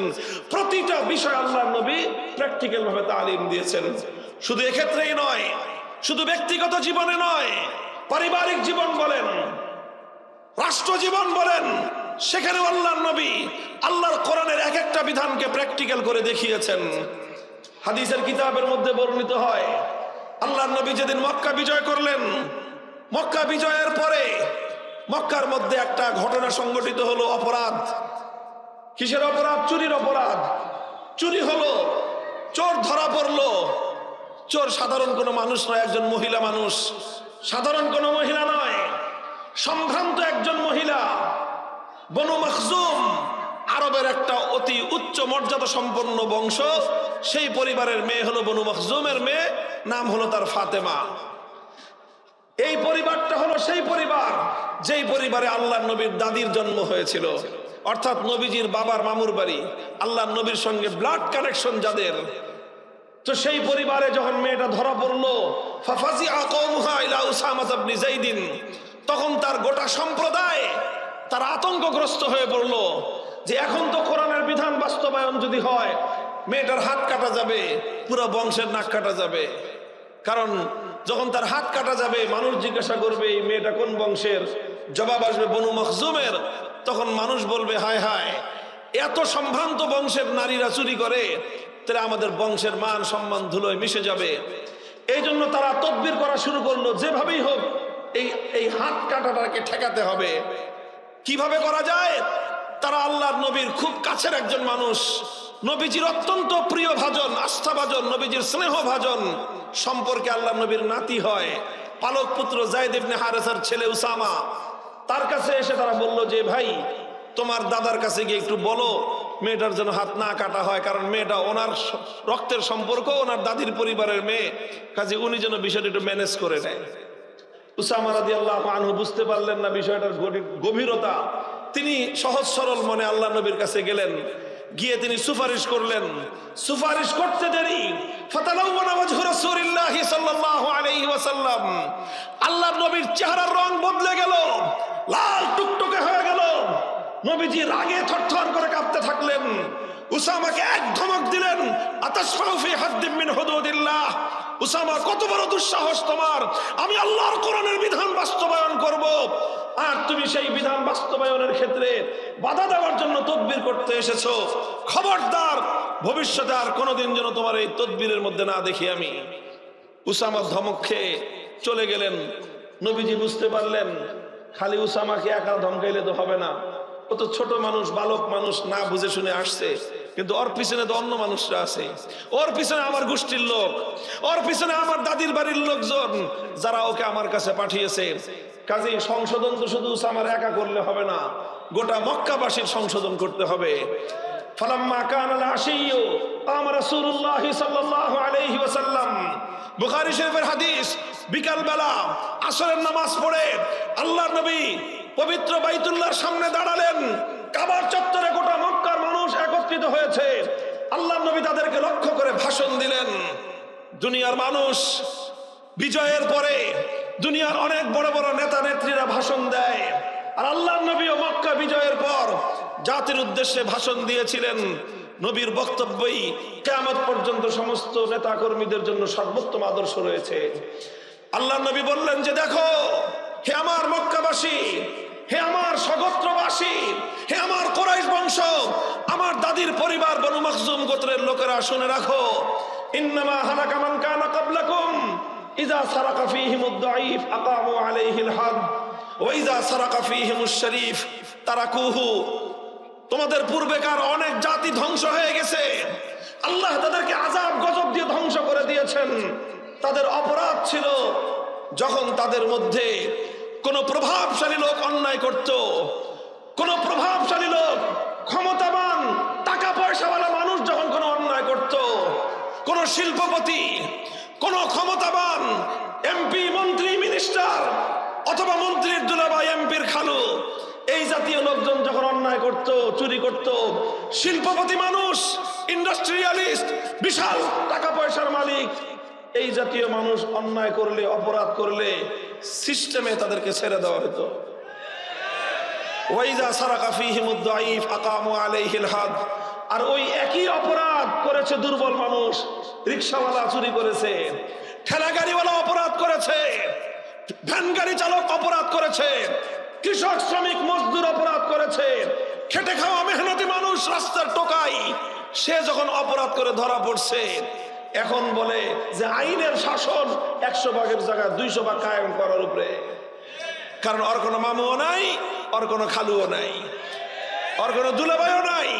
কাজী এখন ওর উপর দিয়ে যত পারো আইনের শাসন তোরা বাস্তবায়ন কর। আল্লাহর পয়গম্বর বলেন যে বড় লোকের জন্য এক বিচার, গরিবের জন্য আরেক বিচার, শিল্পপতির জন্য এক বিচার, দরিদ্রের জন্য আরেক বিচার, ক্ষমতাবানের জন্য এক বিচার, টোকাইয়ের জন্য আরেক বিচার। বিচার ব্যবস্থায় এই বৈষম্য যখন কোন জাতি করেছে, এই অপরাধে আল্লাহ পাক রব্বুল আলামিন একটা জাতিকে ধ্বংস করে দিয়েছেন। মুহতারাম হাজিরিন, বৈষম্য সাধারণ কোনো অপরাধ নয়। আমার দলের লোকজন করলে পার, বিরোধী দলের লোকজন করলে ঠ্যাঙ্গায় রাস্তার উপরে পাঠিয়ে দিবেন। এই ধরনের বৈষম্য যখন করা হয়, আল্লাহর আরশ কেঁপে ওঠে, আল্লাহর পক্ষ থেকে গজব নেমে আসে। এই জন্য বৈষম্য এটা ইসলাম কোনোদিন বরদাস্ত করে না, বেইনসাফি ইসলাম বরদাস্ত করে না। এই বৈষম্যের বিরুদ্ধে লড়াই করা এটা শুধু বৈষম্য বিরোধী ছাত্রদের দায়িত্ব না, এটা সর্বপ্রথম দায়িত্ব হলো আলেম সমাজের।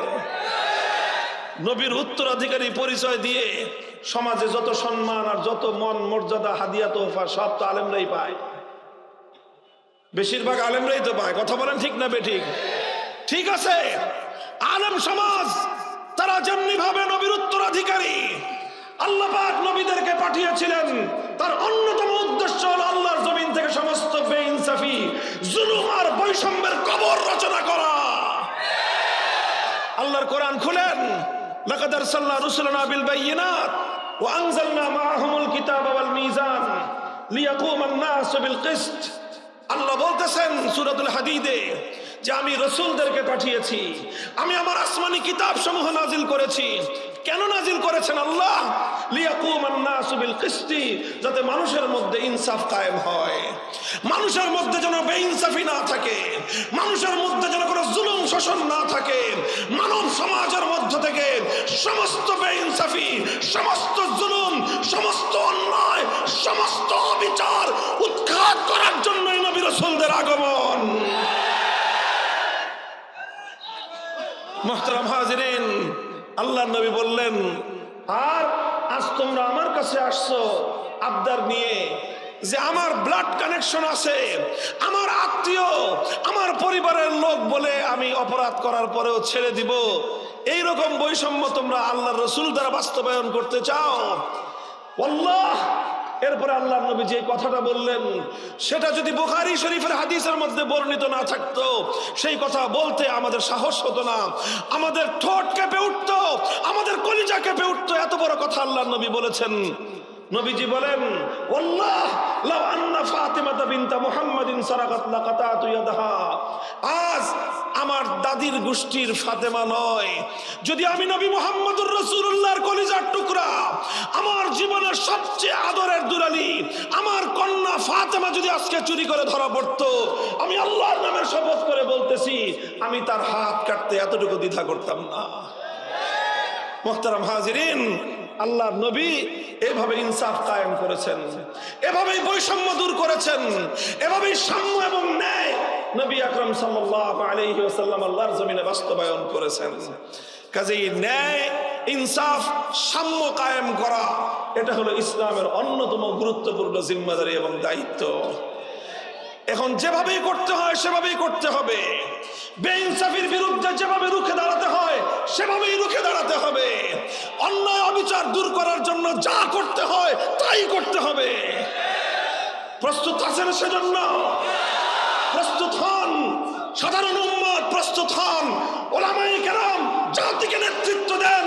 একটা বৈষম্যহীন সমাজ গড়বার জন্য আপনারাই সর্বশ্রেষ্ঠ দায়িত্বশীল।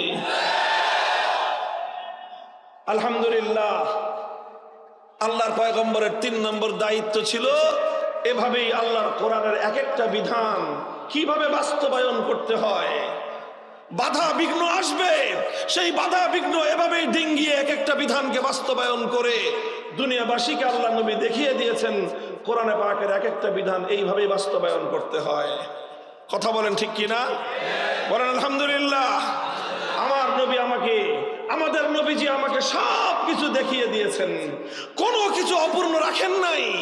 নবীর শিক্ষাটা পূর্ণাঙ্গ শিক্ষা, এজন্যই আলহামদুলিল্লাহ আজও পর্যন্ত নবীজির সেই আদর্শ, কোরআনে পাকের ইসলামের এক একটা বিধান সমাজে প্র্যাকটিক্যাল বাস্তবায়ন করে দেখিয়ে দেওয়ার সেই ধারা আজও পর্যন্ত উম্মতের মধ্যে বিদ্যমান আছে। দাওয়াত এবং তাবলীগের মেহনত আছে না নাই? এখানে উম্মতকে অনেক বিষয়ের প্র্যাকটিক্যাল শিক্ষা দেওয়া হয়। কথা বলেন ঠিক না বেঠিক? আমরা মাদ্রাসার মধ্যে যেই বিষয়গুলোর থিওরিটিক্যাল শিক্ষা দেই, যেগুলোর তত্ত্ব শেখাই, তাত্ত্বিক বিশ্লেষণ করি, তার অনেক বিষয় দাওয়াত এবং তাবলীগের মধ্যে আল্লাহর রাস্তায় বের হয়ে সাধারণ মানুষ তারা এটার প্র্যাকটিক্যাল শিক্ষা পায় সেখানে গিয়ে। কাজেই তালিমে হিকমতের একটা গুরুত্বপূর্ণ জায়গা হলো দাওয়াত এবং তাবলীগের মেহনত। কাজেই যখন তাবলীগের মেহনতের মধ্যে সমস্যা তৈরি হয়, আলেমরা সেখানে যাবেই, সমস্যার সমাধানের জন্য আলেমরা যাবেই।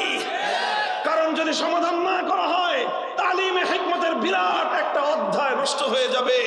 একজন আলেম বেঁচে থাকতে এটা বরদাস্ত করা যায় না।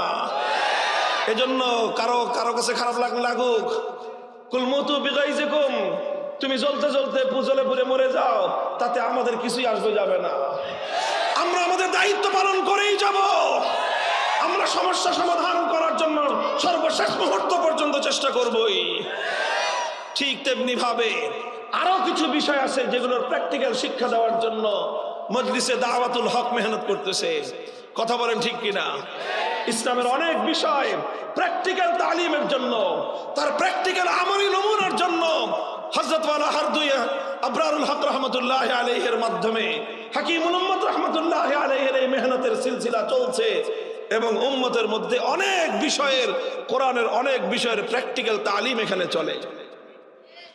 কথা বলেন ঠিক না বেঠিক? আর কিছু বিষয় আছে যেই বিষয়গুলোতে দাওয়াত এবং তাবলীগের লোকেরাও সাইলেন্ট থাকে, মজলিসে দাওয়াতুল হকের লোকেরাও নীরব থাকে। এমন কিছু বিষয় আছে না নাই? নীরব থাকতে হয় কাজের সুবিধার্থেই, নীরব থাকা কাজের সুবিধার্থেই নীরব থাকে। কিন্তু কথা হলো সেই বিষয়গুলি তাহলে বলবে কে? এমন কিছু বিধান আছে বিশেষ করে ইসলামের যে বিধানগুলোর সাথে সমাজের সম্পর্ক, যে বিষয়গুলোর সাথে রাষ্ট্রের সম্পর্ক, যে বিষয়গুলোর সাথে প্রশাসনের সম্পর্ক, যেই বিষয়গুলোর সাথে আদালতের সম্পর্ক, যেই বিষয়গুলোর সাথে বিচার ব্যবস্থার সম্পর্ক, সেই বিষয়ে দাওয়াত এবং তাবলীগেও আলোচনা হয় না, সেই বিষয়ে মজলিসে দাওয়াতুল হকেও আলোচনা হয় না। সেই বিষয়গুলোর কোরআনে পাকের প্র্যাকটিক্যাল নমুনা বাস্তবায়ন করার জন্য উলামায়ে উম্মত ইসলামী রাজনীতি করে, ইসলামী রাজনীতি করে।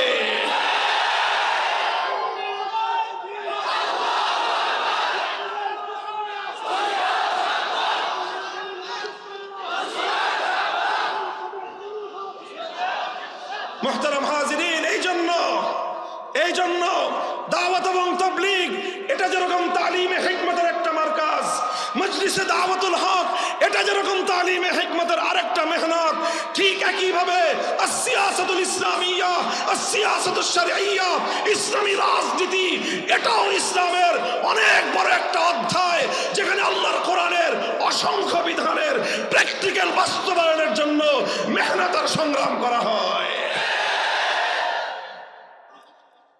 আর এটা গেল 3 নম্বর কর্মসূচি, ওয়ায়ুআল্লিমুহুমুল কিতাব ওয়াল হিকমাহ, তালিমে হিকমত। 4 নম্বর কর্মসূচি হলো ওয়ায়ুযাক্কিহিম, তাজকিয়া। তাজকিয়ার শব্দের অর্থ করা হয় আত্মশুদ্ধি। আত্মশুদ্ধি এটা কি জিনিস? তাজকিয়ার হাকিকত হলো, লক্ষ্য করো ছাত্ররা, ভালো করে বুঝো, তাজকিয়ার হাকিকতটা কি। প্রথম কর্মসূচি ছিল তেলাওয়াতে কিতাবুল্লাহ, কোরআনের তেলাওয়াত, মনে আছে? 2 নম্বর কর্মসূচি ছিল তালিমে কিতাবুল্লাহ, অর্থাৎ কোরআনে পাকের মর্ম এবং ব্যাখ্যা বোঝানো।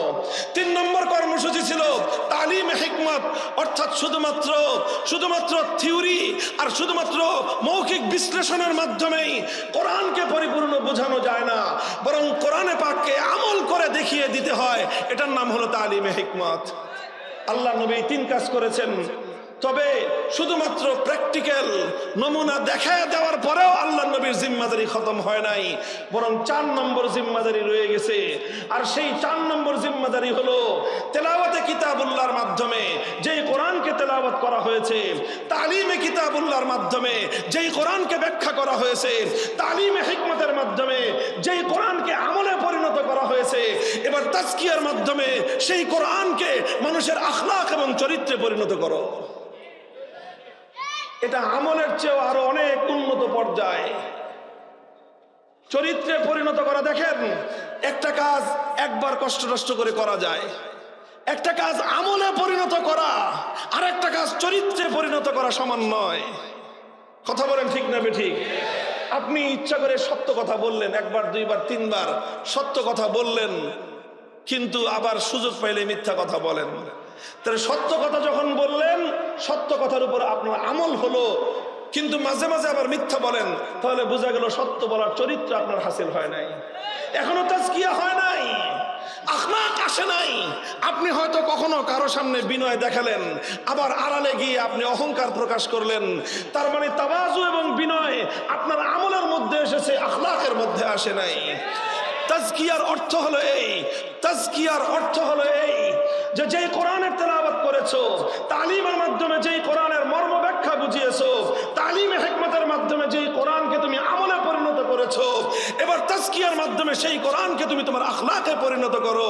তাজকিয়ার মাধ্যমে পুরা উম্মতের আখলাক কোরআনী আখলাক বানাও, পুরা উম্মতকে কোরআনের চরিত্রের উপর তুমি উঠাও। পুরা উম্মত যখন কোরআনে পাকের আখলাকের উপর আসবে, তখনই আল্লাহর পয়গম্বরের মেহনত চূড়ান্ত সফল হবে। এই তাজকিয়ার মেহনত আছে না নাই? টুটা ফাটা যতটুকু আছে, হক্কানি উলামায়ে কেরাম, মাশায়েখে ইজামের মাধ্যমে, বিশেষ করে তাসাউফ এবং খানকাহি মেহনতের মাধ্যমে উম্মতের এক এক ব্যক্তির চরিত্রের মধ্যে আল্লাহর কোরআনী আখলাক পয়দা করার চেষ্টা করা হচ্ছে। কথা বলেন ঠিক না বেঠিক? যা কিছু বললাম এই সবগুলোর মাধ্যমে ইসলামের কর্মসূচি পূর্ণ হয়, সবগুলোর মাধ্যমে ইসলামের কর্মসূচি পূর্ণ হয়। কাজেই এর যে কোনো একটার মধ্যে যদি কেউ আঘাত করে, শুনে রাখো, ইসলামের প্রথম থেকে শেষ পর্যন্ত তেলাওয়াতে কিতাবুল্লাহর জন্য মক্তব আর হিফজখানা, তালিমে কিতাবুল্লাহর জন্য মাদ্রাসা, তালিমে হিকমতের জন্য তাবলীগের মেহনত, ইসলামী রাজনীতির মেহনত, তাজকিয়ার জন্য খানকাহের মেহনত, তাসাউফের মেহনত, এই মেহনতগুলোর যে কোনো একটার উপর আঘাত হানার চেষ্টা করলে সে হাত আমরা ভেঙে গুড়িয়ে দেই।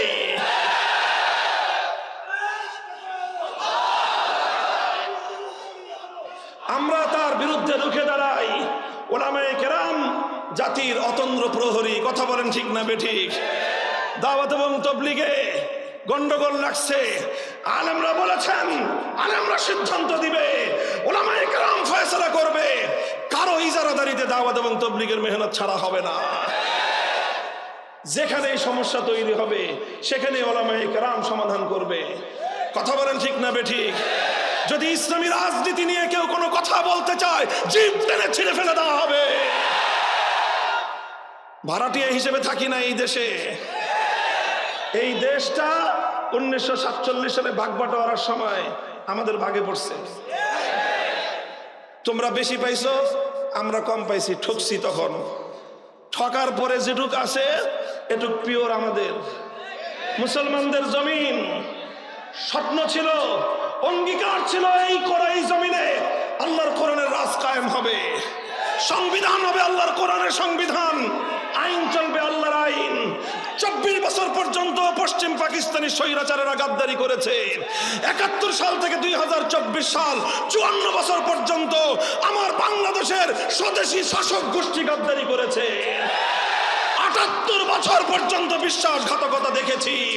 এবার সময় এসেছে একটা বিপ্লবের, আরেকটা ইনকিলাবের। সে বিপ্লব হবে ইসলামের বিপ্লব।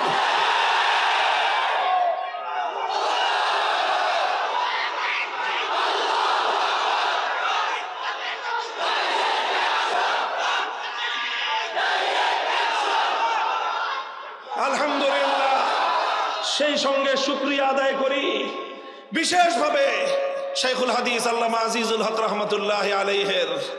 আল্লাহ পাক বাংলার ইতিহাসের তার এই শ্রেষ্ঠ বান্দার উপর বাংলাদেশের ইতিহাসের এক ক্ষণজন্মাই মহাপুরুষের কবরকে আল্লাহ পাক রহমতের দ্বারা ভরপুর করে দেন এবং তার ডান হস্তের মতো তার সহযোদ্ধা ছিলেন আপনাদের বসিলার কৃতি সন্তান মরহুম হযরত মাওলানা আব্দুল মালিক রহমতুল্লাহ আলাইহি। তারা ইসলামের এই পূর্ণাঙ্গ মেহনতের নকশা জামিয়া রহমানিয়া আরাবিয়ায় রেখে গেছেন। জামিয়া রহমানিয়া আরাবিয়া 1986 সালে যখন প্রতিষ্ঠিত হয়েছে, আমার মনে পড়ে আজও আমাদের প্রিয় উস্তাদ হযরত মাওলানা মুফতি মনসুরুল হক সাহেব দামাত বারাকাতুহুমুল আলিয়ার কথা। হুজুর আমাদেরকে বারবার একটা কথাই বলতেন, একটা কথাই শেখাতেন, রহমানিয়া প্রতিষ্ঠিত হয়েছে হার লাইনের তাকাজা পূরণ করার জন্য। আমরা সেই চেতনা শিখেই বড় হয়েছি। 10 বছর হুজুরদের কাছে পড়েছি, এক কথা শিখেছি, একটা চেতনাই আমরা শিখেছি। আমরা তেলাওয়াতে কিতাবুল্লাহর জন্য মক্তব গড়ব, হেফজখানা গড়ব, তালিমে কিতাবের জন্য মাদ্রাসা গড়ব, তালিমে হিকমতের জন্য মেহনত করব, দাওয়াত এবং তাবলীগের মেহনত করব, দাওয়াতুল হকের, আবার প্রয়োজন হলে রাষ্ট্র এবং রাজনীতিতে আমরা ভূমিকা রাখব। আবার তাসাউফের চর্চার জন্য আমরা খানকাহতেও যাব। এই শিক্ষাই তো হুজুর দিয়েছেন আপনারা আমাদেরকে, এই শিক্ষাই পেয়েছি আপনার কাছ থেকে। হুজুর কোনোদিন মিথ্যা বলবো না, আপনাদের অকৃতজ্ঞ ছাত্র হব না। কিন্তু খালি বিনয়ের সাথে প্রশ্ন রাখতে মনে চায়, হুজুর সেই কথা কি বদলায় গেল কিনা? আমার ওস্তাদকে আল্লাহ হেফাজত করেন ভুল ত্রুটি থেকে, আমাদেরকেও হেফাজত করেন। জামিয়া রহমানিয়া আরাবিয়া 1986 সালে শাইখুল হাদিস রহমতুল্লাহ আলাইহি তার সহযোদ্ধাদেরকে নিয়ে যেই চেতনার উপর কায়েম করেছিলেন, 2024 সালেও একই চেতনার উপর জামিয়া রহমানিয়া আছে। চ্যালেঞ্জ করে বলতে পারবো, মধ্যখানে যে কাউকে রাখেন, যদি আমাদের কথার মধ্যে কোনো ত্রুটি থাকে, কোনো বাড়াবাড়ি থাকে, যদি প্রমাণ হয় ভুল বলেছি, হাজার মানুষের সামনে যে কারো পায়ের উপর পড়ে ক্ষমা চাইতে এতটুকু দ্বিধা করব না। শাইখুল হাদিস রহমতুল্লাহ আলাইহির জীবনের অন্যতম সৌন্দর্য ছিল ইসলামের পূর্ণাঙ্গতাকে নিজের জীবনেও ধারণ করেছেন এবং তিনি সেই চেতনা অনুযায়ী জামিয়া রহমানিয়া আরাবিয়া গড়ে তুলেছিলেন। এবং আমরা মনে করি যদি পরবর্তীতে কারো শায়েখের সেই চেতনার সঙ্গে দ্বিমত সৃষ্টি হয়ে থাকে, হতেই পারে, সবাই সবকিছু সবসময় একমত থাকবে, এটা হয় না। ইমামদের অনেক সময় মতামত পরিবর্তন হয়েছে। ইমাম আবু হানিফা রহমতুল্লাহ আলাইহি অনেক সময় অনেক মত পরিবর্তন হয়েছে। সমস্ত বড় বড় আলেমদের অনেক সময় অনেক মত পরিবর্তন হয়েছে। অন্য কারো মত পরিবর্তন হয়ে থাকতে পারে। যদি অন্য কারো মত পরিবর্তন হয়ে থাকে, তো যিনি ফাউন্ডার, তিনি যেই চেতনার উপর এই জামিয়াকে গড়লেন, সেই চেতনাটা যদি ভুল না হয়ে থাকে, তাহলে তো আপনার দায়িত্ব ছিল যে সসম্মানে এই জামিয়া রহমানিয়াকে শাইখুল হাদিসের চেতনার উপর রেখে গিয়ে আপনার অন্য চেতনার জন্য ভিন্ন এদারা দাঁড় করানো। আমরা আজও বলি সেই কথাই, এবং এখনো আমাদের ওপেন দাওয়াত সবার কাছে একই দাওয়াত। মরহুম হযরত মাওলানা আব্দুল মালিক রহমতুল্লাহ আলাইহির জন্য নাম উচ্চারণ করলে শ্রদ্ধায় মাথা নত হয়ে আসে, এজন্যই যে তিনিও শুরুতে একটা সময় পর্যন্ত ইতস্তত ছিলেন, ওনাকেও ভুলভাল বুঝিয়ে দেওয়া হয়েছিল, কিন্তু শেষ পর্যন্ত উনি একটা জিনিস দেখলেন যে মূল প্রতিষ্ঠাকালীন সময়ের আসল যে চেতনা, আসল যে মূলনীতি, সেটার উপর কে আছেন। উনি যখন দেখলেন যে ওনার ওস্তাদ শাইখুল হাদিস রহমতুল্লাহ আলাইহি তিনি ওই চেতনার উপর আছেন, কমিটির মূলত আলেম হিসেবে, গুরুত্বপূর্ণ আলেম হিসেবে একমাত্র সদস্য তিনি ছিলেন, তিনি বললেন যে তাহলে আমি এই চেতনার উপরে হুজুরের সাথে আছি, আমরণ থেকে গেছেন। এরপরেও আমরা বলি মত পার্থক্য হতে পারে, ইসলামে মত পার্থক্যটা খারাপ কিছু না, বরং ইসলামের মত পার্থক্যটাও একটা সৌন্দর্য। কথা বলেন ঠিক না বেঠিক? হুজুর, মত পার্থক্য যদি থাকে আমরা সমাধান করার জন্য প্রস্তুত, যত রকম ছাড় দিতে হয় সব ছাড় দেওয়ার জন্য প্রস্তুত। আমরা তো হুজুরদের কাছে প্রস্তাব রেখেছিলাম, ওপেন প্রস্তাব দিয়েছি।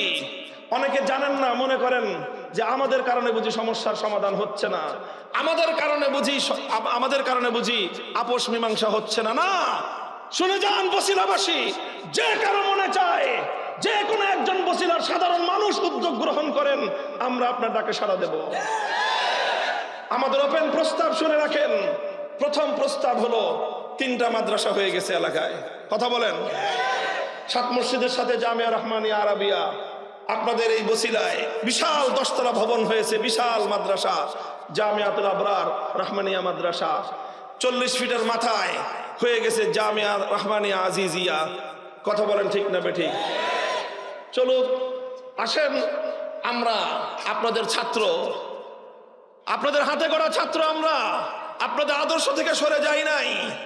আপনাদের নেতৃত্ব মেনে 3টা মাদ্রাসা একসাথে চালাবো। আমাদের রহমানিয়া আজিজিয়া আপনার হাতে তুলে দিব, আপনারা শুধু আমাদেরকে সাথে রাখবেন। আমরা এত অকর্মণ্য, এত অযোগ্য হয়ে যাই নাই যে হুজুর আপনাদের সাথে থাকার মতো কাজ করতে পারবো না। এত অযোগ্য এই জাতি আমাদেরকে মনে করে না, আর আমরাও মনে করি না। আমরা মনে করি অন্তত আপনাদের শিষ্য হিসেবে, আপনাদের সহকারী হিসেবে কাজ করার মতো যোগ্যতা অন্তত আছে আমাদের। কথা বলেন ঠিক না বেঠিক? মাহফুজ সাহেবের মতো মানুষ গোটা বাংলাদেশের সমস্ত আলেম ওলামারা মিলে বাংলাদেশের আলেমদের নাভির উপর বসিয়ে দিয়ে বেফাকুল মাদারিসের মহাসচিব বানায় দিয়ে গোটা বাংলাদেশ তার নেতৃত্বে পরিচালিত হচ্ছে। আপনাদেরই তো ছাত্র, আপনাদেরই তো অহংকার। এরকম মাহফুজ সাহেবের মতো একজন মানুষকে আপনি আপনার নায়েবে মুহতামিম পাবেন।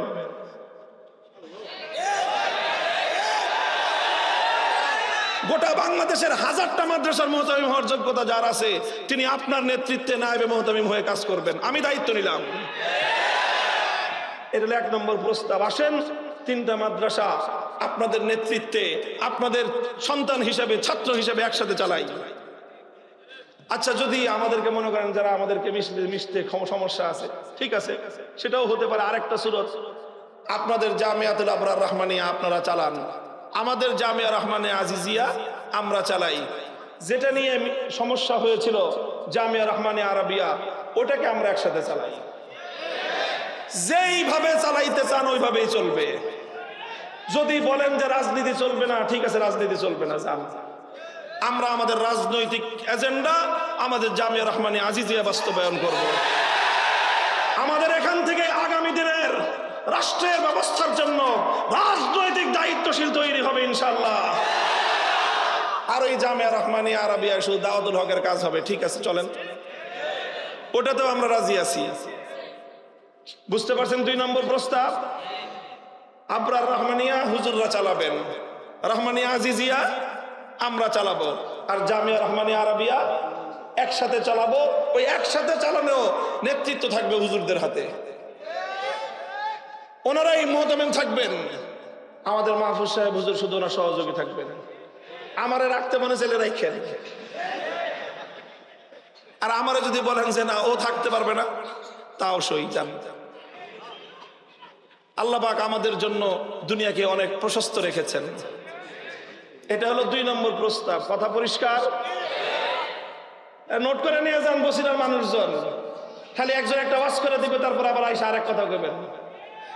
নোট করে রাখেন, এই রেকর্ড হইতেছে, এগুলি নিয়ে বাজায় শুনবেন। 2টা প্রস্তাব গেছে। 3 নম্বর প্রস্তাব হলো এই,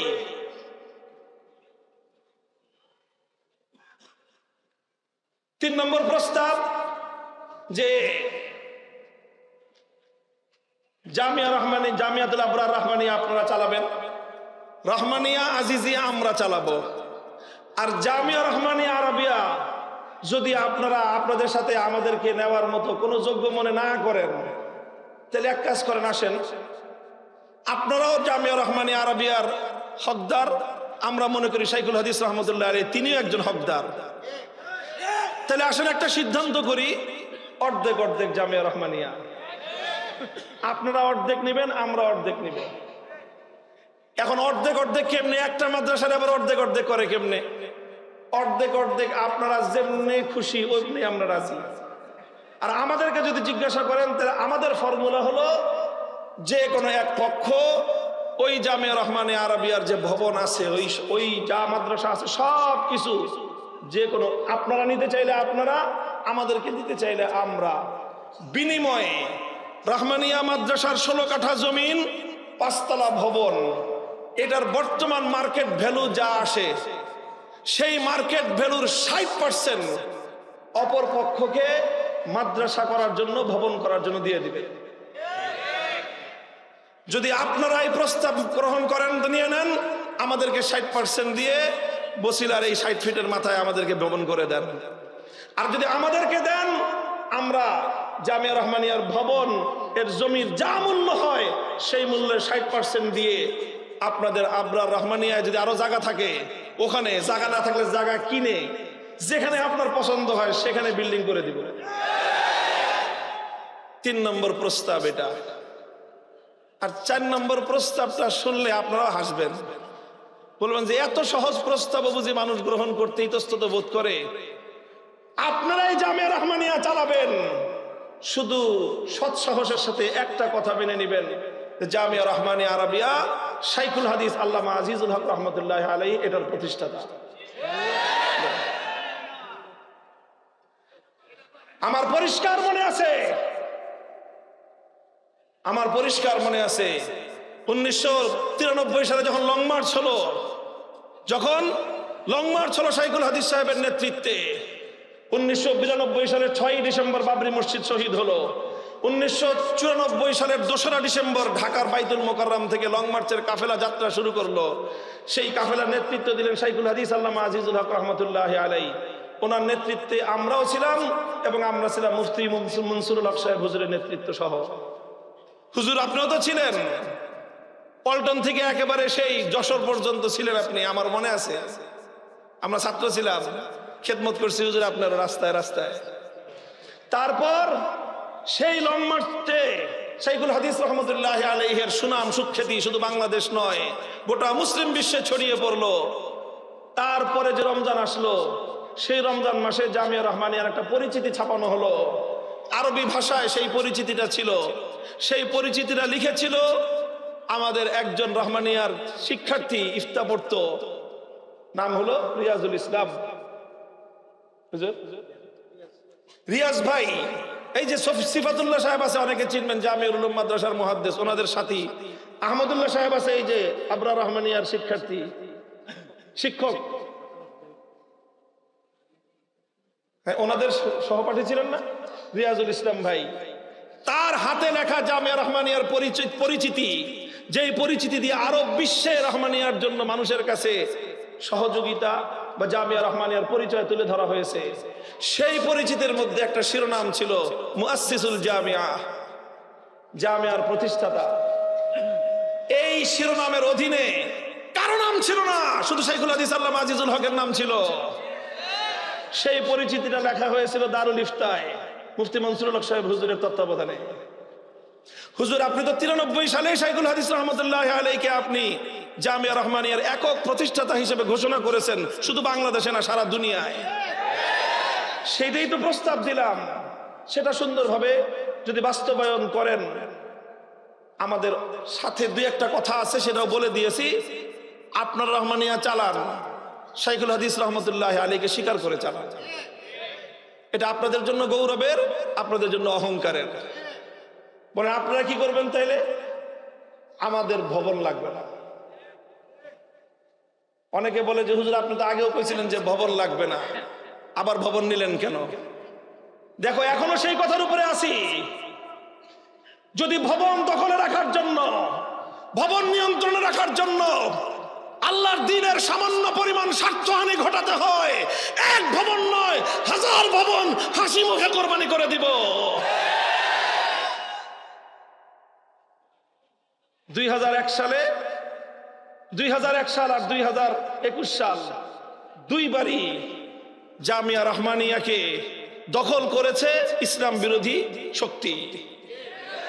দোনোবার, একবার শাইখুল হাদিস রহমতুল্লাহ আলাইকে হটিয়েছিল আওয়ামী দুঃশাসন, এই ফ্যাসিবাদী শক্তি। 2021 সালে আরেকবার হটিয়েছে আওয়ামী দুঃশাসন, ফ্যাসিবাদী শক্তি। দুঃখ লাগে, দুইবারই হুজুর আপনাদের সহযোগিতা পাইছে তারা। আমি বলি না আপনারা করছেন, তবে তারা আপনাদের সহযোগিতা পাইছে। আমি তো সেই মুফতি মনসুরুল হক সাহেব হুজুরকে চিনি ছোটকাল থেকে। হুজুর আমাদের মাদ্রাসার বাড়ির কাছের লালবাগ কিল্লার মাঠের মসজিদের খতিব ছিলেন। হুজুর তো ছিলেন সিংহ পুরুষ, সিংহ পুরুষ ছিলেন। হুজুরকে আমরা সারা জীবন দেখেছি। হুজুর খতিব হিসাবে দায়িত্ব পালন করতেন। তখন হুজুর যুবক, অল্প বয়স্ক, কিন্তু হুজুরের সাহস ছিল সেরকম। কোন একদিন কোন এক কারণে মসজিদের কেউ একজন আইসা হুজুরের বয়ান চলাকালীন সময় একটা কিছু বলছে, তো হুজুর ধমক দিয়ে উঠছেন। পাশ থেকে আরেকজন কমিটি কমিটি, বুঝেন নাই কথা? যে মসজিদের মিম্বারে খতিব বয়ান দিতেছে, আর এক বেটা মাঝখান থেকে কথা বলছে বলে হুজুর ধমক দিছে। আরেকজন পরিচয় দেয় কি? কমিটি। হুজুর বলছেন কমিটি কি জিনিসের নাম? খতিব সাহেবের সামনে কমিটি কি জিনিসের নাম? মসজিদ চালাবে, মিম্বারের উপর যখন খতিব বসছে তখন সমস্ত কমিটি মিম্বারে খতিব সাহেবের জুতা বহন করবে, অন্য কোনো অধিকার নাই। হুজুর আমি তো সেই মুফতি মনসুরুল হক সাহেব হুজুরের ছাত্র। আপনারা 2001 সাল থেকে কি কথা শুরু করলেন হুজুর? যে কমিটি কমিটি কমিটি কমিটি, এই বলতে বলতে এখন সেই কমিটি আপনাদের কাঁধে এমন ভাবে সওয়ার হয়েছে, এখন ভালো কথা ইচ্ছা করলেও আপনারা এই অপদার্থ কমিটির কারণে করতে পারেন না। বলেন আমরা সাহায্য করব আপনাদেরকে। নাম নিলাম নাই, মোহাম্মদপুর অঞ্চলের এক কমিটি আছে। এরপরে যদি প্রয়োজন হয় তাহলে নাম নিয়ে এই 40 ফিট অঞ্চলের মধ্যে তাকে অবাঞ্ছিত করে দিব। আলেম ওলামাদের আভ্যন্তরীণ বিষয়ে 2 পয়সার মালিক হয়ে এসে মধ্যখানে তোমরা দখলদারি করো। আলেম ওলামাদের মীমাংসার বিষয়কে সুন্দর উদ্যোগগুলোকে তোমরা মধ্যখানে অন্তরায় হয়ে বাধা দেওয়ার চেষ্টা করো। 1 দিন 2 দিন 3 দিন দেখবো, এরপরে পিঠের চামড়া থাকবে না। কথাগুলো বললাম, যাদেরকে বললাম ভালো করে শুনে রেখেন।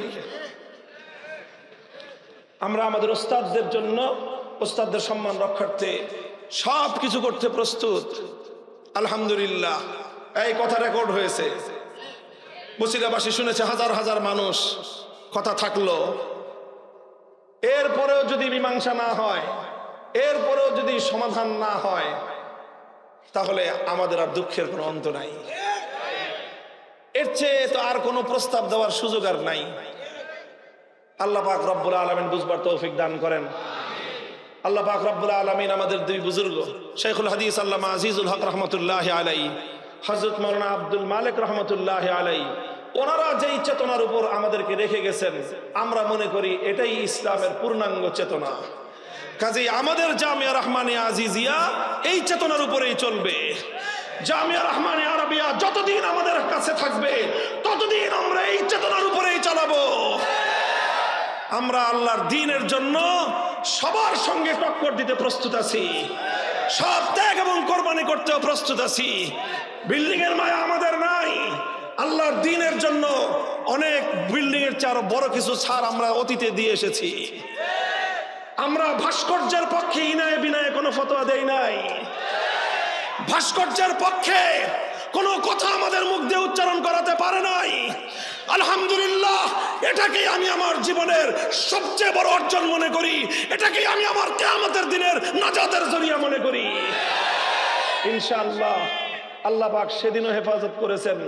আশা করি ভবিষ্যতেও আল্লাহ পাকের কাছে দোয়া করি, দোয়া চাই আল্লাহ যেন এভাবেই আমাদেরকে হেফাজত করেন।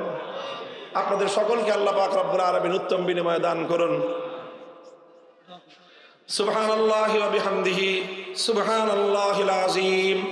আল্লাহুম্মা সাল্লি আলা মুহাম্মাদ ওয়া আলা আলি মুহাম্মাদ কামা সাল্লাইতা আলা ইব্রাহিম ওয়া আলা আলি ইব্রাহিম ইন্নাকা হামিদুম মাজিদ। ইয়া হাইয়্যু ইয়া কাইয়্যুম বিরহমাতিকা নাস্তাগীথ আসলিহ লানা শা'নানা কুল্লাহ ওয়া লা তাকিলনা ইলা আনফুসিনা।